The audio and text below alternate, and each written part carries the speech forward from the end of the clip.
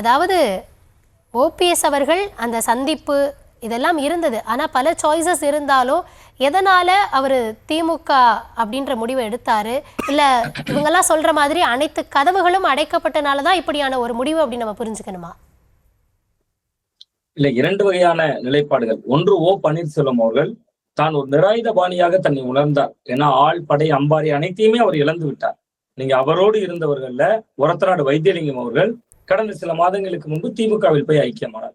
அதே போன்று மனோஜ் பாண்டியன் அவர்கள் அவரும் திமுகவுக்கு போனார். பட் இங்கிருந்து போனவர்கள் எல்லாம் மரியாதையோடு நடத்தப்பட்டனர். அந்த இடம் ஓபிஎஸ் அவர்களை யோசிக்க வச்சிருக்கோம். நீங்க தமிழ்நாட்டை தலைகுனிய விட மாட்டேன் அப்படின்னு தமிழக திராவிட முன்னேற்ற கழகம் அப்படி செல்வதற்கான குழுல மனோஜ் பாண்டியன் பேரும் இடம்பெற்றிருந்தது.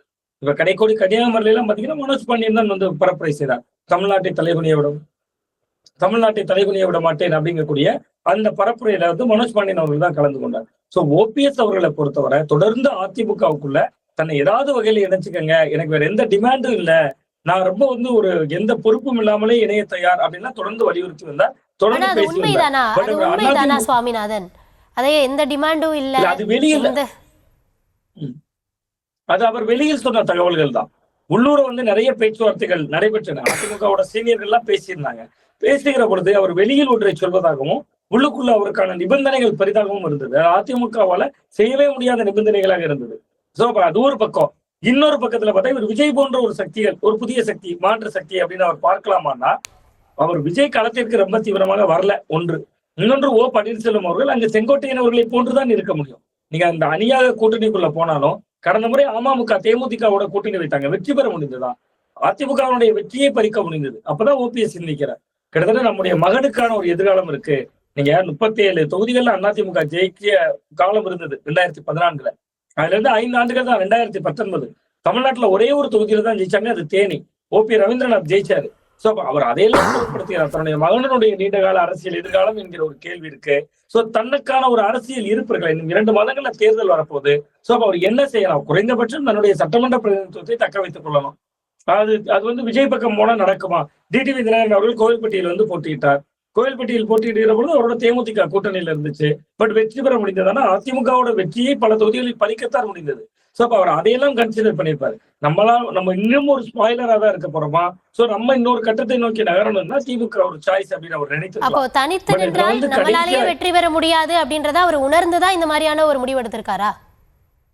100% அவரால் தனித்து நின்றால் வெற்றி பெற முடியாது. அதுக்கு உதாரணம் தான் நமக்கு கண்முன்பு கிடைத்த அந்த ரிசல்ட். அவர் பலாப்பழம் சின்னத்துல நின்றார். வேண்டுமானா நம்ம சொல்லிக் கொள்ளலாம். 3 லட்சம் ஓட்டு எடுத்தார், இந்தியாவிலேயே அதிக ஓட்டு எடுத்தார். இதெல்லாம் வந்து பேச்சுக்கு உதவும். நீங்க தேர்தலை பொறுத்தவரை கூகுள் தகவல்களா இருந்தாலும் சரி, தேர்தல் ஆணைய வெப்சைட்டா இருந்தாலும் சரி, யாரு ஜெயிச்சா யாரு தோத்தா இதான் ரிசல்ட். அவர் ஓபிஎஸ் பரிச்சாத்திர முயற்சி பண்ணி பார்த்திருக்காருல்ல, அவர் பண்ணவே இல்லை நம்ம சொல்ல முடியாது. அவர் விட்டா ஜெயிப்பாங்களாங்கிறத தாண்டி அவர் நின்னே ஜெயிக்கலையே. நீங்க பாராளுமன்ற தொகுதி பெரிய தொகுதி கிட்டத்தட்ட, ஆனா அந்த இடம் ஓபிஎஸ் அவர்களுக்கு கவனிக்க வேண்டிய ஒரு இடமும் இருக்கு. நீங்க நிச்சயமா ஏன்னு பாத்தீங்கன்னா கடந்த 2019 நாடாளுமன்ற தேர்தல்ல இதே தொகுதியில நயனா நாகேந்திரன் போட்டிட்டார். அவரை விட அதிமுகங்கிற அலைன்ஸே இல்லாம, அதிமுக சப்போர்ட்டே இல்லாம ஒரு பலாப்பழ சின்னத்துல, செக்கப்பழ சின்னத்துல கிட்டத்தட்ட நயனா நாகேந்திரன் அவர்கள் எடுத்த ஓட்டை விட 60 ஓட்டு கூட எடுத்தார் இவர். நீங்க அந்த 19ஓட முடிவையும் 24 முடிவையும் எடுத்தீங்கன்னா 60 ஓட்டு கூட எடுத்தார். பட் எலெக்ஷனை பொறுத்தவரை வெற்றி தோல்விதான முக்கியம். அப்ப ஓபிஎஸ் நினைத்திருப்பார், நம்ம தனித்து சுயேட்சையா களம் கண்டால். கடந்த முறை டிடிவி தினகரன் அவர்கள் போட்டியிட்டார், 21 தொகுதிகளில் வெற்றியை பறித்தார், பெரிய ஸ்பாயிலராக இருந்தார். அதிமுகவோட பலவீனத்துக்கு காரணமாக இருந்தது. பட் ரிசல்ட் என்ன? 2 பேருமே ஜெயிக்கல. சோ அப்ப அவர் வந்து அதை உள்வாங்கி இருக்கிறார் ஓ பன்னீர்செல்வம் அவர்கள். அவர் கடைசி வாய்ப்பாக போராடி பார்த்தார். அதுல மாற்று கருத்தே இல்ல. பிஜேபி ஏதாவது நல்லது பண்ணும். இங்க ரொம்ப உருக்கமாக சொன்னார்ல, மோடி அவர்களை சந்திக்கிற பாக்கியம் எனக்கு கிடைக்கணும், அமித்ஷா அவர்களை சந்திக்கிற பாக்கியம் கிடைக்கணும்னு கடிதங்கள் வந்தது. சந்திக்க காத்திருந்தார், பல முறை சந்தித்தார். யார் சொல்லி தர்மயுத்தம் நடத்துறேன்னு சொன்னாரு. இதுல திமுக மிக மிக முக்கியமா அவர்களுக்கு ஒரு நெருக்கடி இருக்கு. இதனால் வரை மதசார்பற்ற ஒரு அணி என்றதாக ஒரு கட்டமைப்பு தொடர்ந்து முன்வைக்கப்பட்டது. அது கட்டமைப்பு என்று சொல்வதை விட அதுதான் உறுதியான ஒரு அணியாகவும் இருந்தது. 2019 வெற்றி, 21 வெற்றி, 24 வெற்றி. இப்ப நீங்க ஓபிஎஸ் போன்றவர்கள் நேற்று வரைக்கும் வந்து பாஜக ஆதரவு நிலைப்பாட்டில் இருந்தவர்கள் இப்பொழுது திமுகவில் ஐக்கியமாக இருக்கிறார்கள் என்பது அந்த அணியின் மீதான, அந்த திமுகவின் மீதான ஒரு மதசார்பற்ற கொள்கை என்பதை விட தேர்தல் ரீதியாக வெற்றியை பதிவு செய்வதில் கொஞ்சம் துள்ளி ஓடுறாங்க. அப்ப ஒரு தேர்தல் காலத்திற்கான திமுகவாக மாறி இருக்கு அப்படிங்கிற அதிருப்தி திமுக தொண்டர்களே சில பேர்கிட்ட இருக்கு. நீங்க புதிதாக வந்தவர்களுக்கெல்லாம் பதவிகள் வழங்கப்பட்டு கொண்டே இருக்கு. திமுகவில் இருந்தவர்கள் 8 பேர், அதிமுகவில் இருந்தவர்கள் திமுகவில் இன்னைக்கு அமைச்சர்களாக இருக்காங்க. அடுத்து ஓபிஎஸ் வர்றாரு, உசிலம்பட்டி தொகுதியில வேலை பார்த்தவங்கள நீ கதிகலங்கி போயிருக்காங்க. ஏற்கனவே உசிலம்பட்டி ஐயப்பன் அவர்கள் சட்டமன்றத்தில் பேசுகிற பொழுது அவங்க எல்லாம் பரபரப்புக்குள்ளாயிட்டாங்க. இப்ப இன்னைக்கு அவரும் இணைந்திருக்கக்கூடிய சூழல்ல நீங்க திமுகவுக்குள்ளே ஒரு அதிமுகவினுடைய முன்னாள் அணிங்கிற அணியே பலமா இருக்கும் போல இருக்கு. சோ அப்ப அது மாதிரியான சில விஷயங்கள் இருந்தாலும் இதுல ஓபிஎஸ்க்கு லாபமா திமுகவுக்கு லாபமானா 2 பேருக்கு லாபம். 2 பேருக்குமே லாபம் இருக்கு. நீங்க தேனி மாவட்டத்துல ஏற்கனவே 3 தொகுதிகள்ல திமுக தான் ஜெயிச்சிருக்காங்க. அங்க மொத்தம் இருக்கிற 4 தொகுதியில ஒரு தொகுதி போடி நாயக்கன் ஒரு தொகுதியில தான் ஓபிஎஸ் ஜெயிச்சிருந்தாரு. மற்ற 3 தொகுதிகள்ல திமுக தான் ஜெயிச்சிருக்காங்க. ஆனா நீங்க அங்க மட்டும் அவருக்கு செல்வாக்கு நம்ம சுருக்கிட முடியாது. ராமநாதபுரம் மாவட்டத்துல 3 லட்சம் ஓட்டு எடுத்து காட்டியிருக்காருல. ஏன் சசிகலா அவர்கள் தன்னோட புதிய சுவாமிநாதன் இப்ப அவருக்கு இருக்கக்கூடிய ஓட்டு அப்படின்றது வந்து திமுக எதிர்ப்பு அப்படின்றதுல தானே இதுவரைக்கும் அவரு களத்துல இருந்திருப்பாரு. அதிமுக இருந்தாரு, இல்லைன்னா திமுக எதிர்ப்பு வாக்குகள் தானே இருந்தது. இந்த நிலைப்பாடு மாறினதுக்கு அப்புறமும் அவருக்கான அந்த வாக்குகள் அப்படியே அவர்கிட்ட இருக்கும் நம்ம எதிர்பார்க்க முடியுமா? இல்ல, அதே ஓட்டு அவர்கிட்ட இருக்காது. அது 100% இருக்காது. இப்ப நீங்க ஓபிஎஸ் அவர்கள் திமுக பக்கம் நகராமல் இருந்திருந்தா அதிமுகவுக்கு இன்னும் சேதம் தான். நீங்க இன்னைக்கு வந்து போன முறை தேர்தல்ல டிடிவி தினகரன் அவர்கள் ஏன் சேதமா இருந்தார்னா, அவர் வந்து அதிமுகவுக்குள் கழகம் செய்து அதிமுகவுக்கான ஒரு இயக்கமாக அங்க இருக்கிற தொண்டர்களை திரட்டி தான் அவர் அமமுக நடத்தினார். ஓபிஎஸ் வெளியில இருந்து அதிமுகவை மீட்பேன்னு சொல்லும் போது அது அதிமுக ஓட்டை இருக்க முடியும். இன்னைக்கு அவர் திமுகவுல இணைந்து விட்டார். பட் ஆனா திமுகவுக்கான அந்த சமூகத்தினுடைய ஒரு முகமாக நீங்க அதிமுகல ஓபிஎஸ் இருந்தாருங்க, ரொம்ப வலுவா இருந்தாருங்க, அந்த சமூக மக்கள் கிட்ட ஒரு நம்பிக்கை இருந்தது இல்ல, அந்த இடத்துல திமுக ஓரளவு ஓட்டை இருப்பாங்க. பட் ஆனா அது வந்து முழுதாக அறுவடை செய்ய முடியாது. நீங்க வந்து ஓரளவிற்காவது ஓபிஎஸ் என்கிற நபரால பலன் இருக்கும். நீங்க ராமநாதபுரம் மாவட்டம் நம்ம பேசணும், தர்மர் அங்க எம்பியா இருந்தாரு, அவரே அதிமுக திரும்பி விட்டாரு. ஓபிஎஸ் ஆதரவாளர், தீவிரமான ஓபிஎஸ் ஆளாக இருந்தவர். 2 எம்பிக்கள் நியமனம் வந்த போது தர்மருக்கு ஒரு எம்பி கேட்டுதான் முதல்ல சண்டை வந்தது. அதிமுகவுக்குள்ள ஒருங்கிணைப்பாளர் இணை ஒருங்கிணைப்பாளர்களுக்கு இடையில சண்டை வந்தது.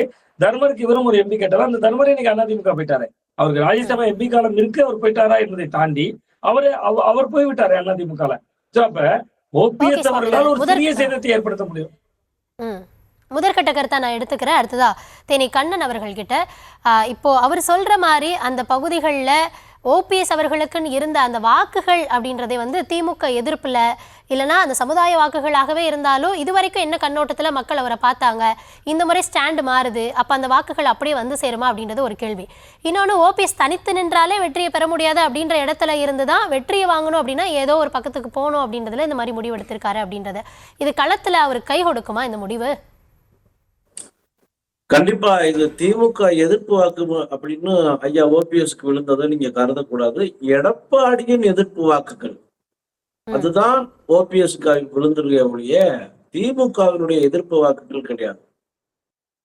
தென் மாவட்டங்களை பொறுத்தளவுக்கு என்னைக்கு 10.5% இடஒதுக்கீட ஒரு சமூகத்துக்காக அவர் கொடுக்க முயற்சி பண்ணாரோ, அதுவும் சுயநலத்தோட அந்த சமூகத்துக்கு நன்மை செய்யணுங்கிற நோக்கத்துல இல்ல, அவங்களையும்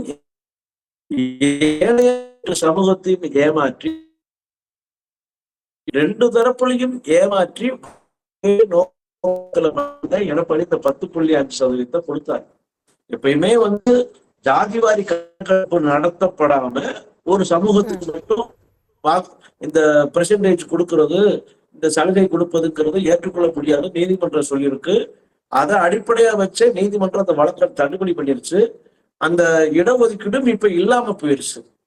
ஆக வன்னிய மக்களையும் ஏமாற்றி, தென் மாவட்டத்தில் இருக்கிற ஏனைய 98 சமூக மக்களையும் ஏமாற்றி, எடப்பாடி தொகுதியில வன்னியர்களின் வாக்கை பெறுவதற்காக மட்டுமே ஒரு திட்டத்தை தீட்டி அன்னைக்குல இருந்து இன்னைக்கு வரைக்கும் எடப்பாடி என்றாலே சுயநலம், எடப்பாடி என்றாலே துரோகம்.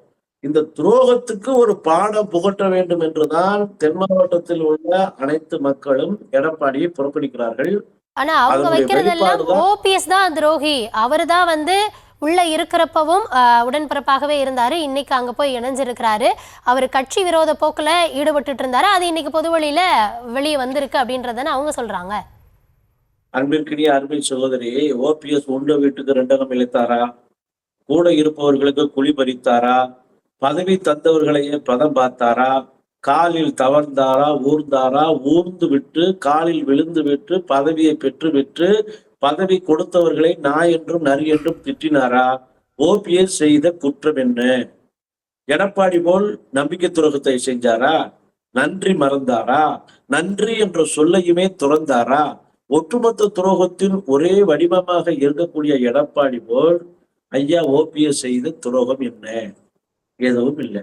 புரட்சி தலைவி அம்மா அவர்களாலேயே நம்பிக்கை நாயகன், உண்மை விசுவாசி, நான் பெற்ற தொண்டர்களிலேயே எனக்கு பாத்தியப்பட்ட, எனக்கு பங்களித்த, நான் விரும்பும் நேசிக்கக்கூடிய உண்மை தொண்டன் ஓபிஎஸ் என்றுதான் சொல்லியிருக்கிறார். அதை விட மேலாக போய் பாரதத்தில் கண்ட பரதனாகவே நான் ஓபிஎஸ்ஐ பார்க்கிறேன். வரலாற்றில் எந்த நாட்டு வரலாற்றிலே பதவி தந்தவர்களுக்கு, பதவி கொடுத்தவர்களுக்கு ஒரு பதவியை வழங்கிவிட்டு திரும்ப அந்த பதவியை பெற்றதாக வேறு வரலாறே இல்லை. அந்த வரலாற்றை படைத்து காட்டியவர் அன்பு சகோதரர் ஓபிஎஸ்ன்னு புரட்சி தலைவி அம்மா சொல்லியிருக்கிறாங்க. அப்படி சின்னம்மாவால எடப்பாடியை சொல்ல முடியுமா? எடப்பாடியால நான் நம்பிக்கை நாயகன் சொல்ல முடியுமா? ஒட்டுமொத்த துரோகத்தின் ஒரே அடையாளம் எடப்பாடி இல்லையா? இல்ல அதுதான் இன்னைக்கு தமிழிசை அவர்கள் பாஜகல இருந்து கூட என்ன சொல்றாங்க அப்படின்னா, தாய் கழகத்துக்கு போயிட்டீங்க அப்படின்னு அங்க நின்னு பேசுறீங்க. ஆனா அவர்களால அதிமுக தலைமையில இருந்து ஜெயலலிதா அவர்களுக்கு என்ன ஊரெல்லாம் விளைவிக்கப்பட்டது, அங்க எவ்வளவு பங்கம் விளைவிச்சாங்க, எப்படி உங்களால அங்க போய் தாய் வீட்டுக்கு போயிட்டீங்க அப்படின்னு சொல்ல முடியுதுன்ற கேள்விகளை முன்வைக்கிறாங்களே. தமிழிசையினுடைய தகப்பனார் யாரு? தமிழிசையினுடைய தகப்பனார் யாரு சொல்லுங்க சகோதரி. யாரு? சரி, அவங்க காங்கிரஸ்ல இருந்தாங்க, இவங்க பாஜகல இருந்தாங்க. அது ஒவ்வொருத்தருக்கும் கொள்கை வேறுபாடு இருக்கு. ஆனா நீங்க அந்த கட்சியில அவர் முதலமைச்சரா இருந்தவர் இல்லையா? தந்தைக்கு செய்த துரோகம் இல்லையா? தமிழிசை செய்வது தந்தைக்கு செய்த துரோகம் இல்லையா? பெற்றவருக்கு செய்த பாதகம் இல்லையா? கொள்கைகளுக்கு உட்பட்டாங்களா? இத்தனை கேள்விகள் நம்ம கேட்க வேண்டி இருக்குல்ல. இந்த ஒப்பீடை நம்ம எப்படி? தமிழிசை வளர்ந்தது எப்படி? தமிழிசை வார்த்தது எப்படி? தமிழிசையினுடைய பிறப்பு எப்படி? வளர்ப்பு எப்படி? முதலமைச்சரா இருந்தாங்களா? 3 முறை முதலமைச்சரா இருந்தாங்களா? துணை முதலமைச்சரா இருந்தாங்களா? ஒருங்கிணைப்பாளர், இணை ஒருங்கிணைப்பாளர், இந்த மாதிரி கட்சிகள்ல முக்கிய முடிவுகள் எடுத்தாங்களா? சரி, இந்த முக்கிய முடிவுகள் எடுக்கும் போது யாருக்காக இவர் எடுத்தார்? புரட்சி தலைவி அம்மாவிற்கு. அம்மாவிற்கு இவரால் ஏதாவது தீங்கு ஏற்பட்டதா? அம்மா நம்பினார். எதனால கட்சி அலுவலகத்தை அடிச்சு ஒடிச்சாங்க அப்படின்னு கேக்குறாங்கல்ல. எதனால கட்சி அலுவலகம் அடித்து அங்க உடைக்கப்பட்டது அப்படின்ற கேள்விகளை முன்வைக்கிறாங்கல்ல. ஓபிஎஸ் அடிச்சு உடைச்சாரா? அங்க இருக்கிற குண்டர்கள்லாம் சேர்ந்து அடித்து உடைக்கிறதுக்கு தூண்டுனாங்களா? நீங்களும் செய்தி சேனல் இருக்கிறீங்க. ஓபிஎஸ் அன்றைக்கு ஒருங்கிணைப்பாளர். அவர் தன்னுடைய அலுவலகத்துக்கு அலுவலக பணிக்காக செல்கிறார். அவரை தடுத்தது யார்? எடப்பாடியால் ஏற்படுத்தப்பட்ட குண்டர்கள் தானே. அங்க தொண்டர்களா இருந்தாங்க. அந்த அந்த அதிமுக அலுவலகத்துல பொதுக்குழு நடக்குதுல்ல சார், அப்ப நீங்க பொறுப்புல இருக்கீங்க, பொதுக்குழுவுக்கு தானே போயிருக்கணும். ஓபிஎஸ் ஆல் அங்கீகரிக்கப்பட்ட பொதுக்குழுவா? அதிமுக தலைமை அன்றைக்கு ஓபிஎஸ் ஆல் அறிவிக்கப்படாத பொதுக்குழு. அது பொதுக்குழுவா? அது திட்டமிட்டு குண்டர்களால் ஏற்படுத்தப்பட்ட ஒரு அவைத்தலைவர் கூட்டி இருந்தாரு, பொதுக்குழு நடக்குது. ஆனா நீங்க இங்க வந்து என்ன பண்றீங்க? கட்சியினுடைய தலைவர் இல்லாம அவைத்தலைவருக்கு என்ன அதிகாரம் அங்க இருக்கு? அதிமுகவுல பொதுச் செயலாளருக்கு இணையான பதவி அதிமுகல எனக்கு தெரிஞ்ச பொதுக்குழுவை கூட்டுற அதிகாரம் அவைத்தலைவருக்கு தானே இருக்கு. அது ஓபிஎஸ் உங்களுக்கு தெரிஞ்சுன்னா நீங்க அதிமுக சட்ட விதியை பூரா உங்களுக்கு தெரியுமா? அதிமுக அவைத்தலைவருங்கிறது வந்து அலங்கார பதவி. அதிமுகவுல முழு அதிகாரம் படைத்த பதவி பொதுச் செயலாளர். அந்த பொதுச் செயலாளருடைய அதிகாரத்தை ஒருங்கிணைப்பாளர், இணை ஒருங்கிணைப்பாளர் பெற்றுக்கிட்டாங்க. ஒருங்கிணைப்பாளருடைய அதிகாரம் எல்லாமே எடப்பாடியால் தன்னிச்சையால் கூட்டப்பட்டது. அன்னைக்கு கூட்டப்படும் போது என்ன சொல்லுச்சு? தலைமை கழகத்தால் கூட்டப்படுகிற கூட்டம்னு சொல்லுச்சு. யார் அந்த தலைமை கழகம்? எப்படி அந்த தலைமை கழகம் எங்க இருந்து வந்துச்சு? அப்ப சட்டத்துக்கு புறம்பாக கூட்டப்பட்டிருக்க கூட்டம் தான் சொல்லிச்சு. நாங்க நீதிமன்றத்துக்கு போனோம். இந்த நீதிமன்ற வழக்குகள்ல நியாயமான தீர்ப்பை நீதிப்படி வழங்கிய ஒரே ஒரு தீர்ப்பு ஐயா ஜெயச்சந்திரன் வழங்கிய தீர்ப்பு. அதுக்கப்புறம் வழங்கினது எல்லாமே வாங்கப்பட்ட தீர்ப்பு தன்னுடைய வழங்கப்பட்ட தீர்ப்பு இல்ல. அது வேற விஷயம். நம்ம நிறைய அதை பேசிட்டோம், அழைச்சிட்டோம். முதற்கட்ட கருத்தா எடுத்துக்கிறேன் நானு. ஒரே ஒரு நிமிஷம்.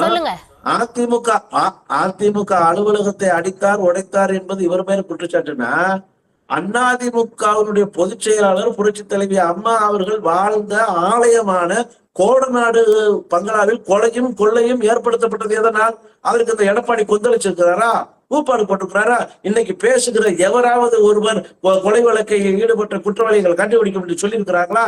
அப்ப கொலை செய்யலாம், கொள்ளையடிக்கலாம், அது குற்றம் இல்ல.